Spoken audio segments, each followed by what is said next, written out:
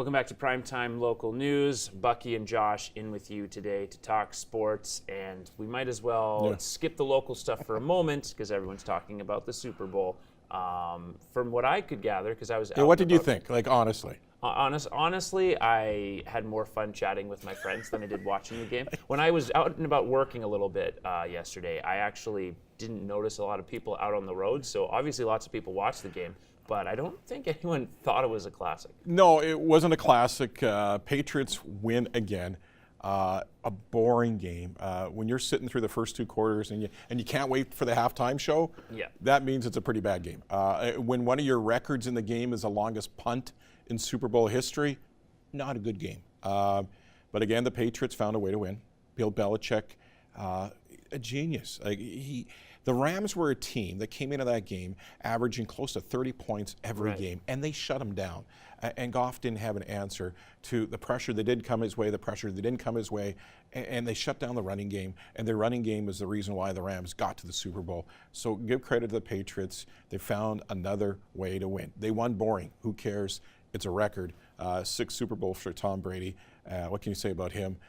He wasn't flashy at all, and he was average at best. But he made 2 big passes, well, 3 big passes. 3 big. When Gronk, that was, if you look at that, you can't drop it in any better. So at the age of 40 plus, there's no way he's going to hang him up until someone taps him on his shoulder. So the Patriots are the champs, and you got to think going into next year, they got to be a contender again to be there. And as you said, this is a Gronk that has no knees at this point. No. And this isn't like one of the old Patriots defenses from the early championship teams they had a decade ago, where they won through defense and, again, clock management, Brady being as precise as possible. This team wasn't a fear defense, and yet they still shut out one of the best offenses in the league over the past couple decades. Really, this team, early part of December, the Patriots were a team that everybody thought, okay, they will struggle even to make the playoffs. If they don't put some wins together, they're going to struggle to make the playoffs. They are going to be a team at one and done in the playoffs. A lot of people were doubting them in December. How can you doubt the Patriots? But they did. And I think that kind of fueled the Patriots. And they were doubted in December. They were doubted in January. They were doubted going into their home playoff game. And I think that fueled the Patriots for, don't count us out.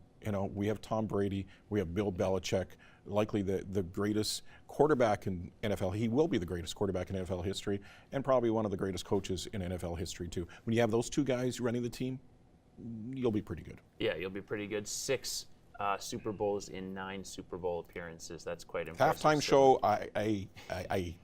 why did the shirt go off? Let's be honest as well. When we're all excited for a halftime show with Maroon 5, not really anything against Maroon 5, but when we're eagerly looking forward to a Maroon 5 halftime show, and then the most, in my opinion, interesting thing that happened is SpongeBob was the lead-in clip to Travis Scott, who dropped multiple F-bombs on live television. When does Travis Scott go on the stage and have his lyrics and knowing he's on Cross the World, Super Bowl halftime show, but I'm going to stay to my lyrics, I'm going to drop F-bombs. Like, Maroon 5 had a few, words that they took out of their dialogue and their lyrics. Scott, do the same. Yeah, and no Left Shark like the Katy Perry years, no amazing Beyonce halftime thing, but everyone still watched it, and I'm sure we're all going to watch next year as well. When we come back in the next hour, we'll chat more local sports. Buck and I here on Primetime Local News.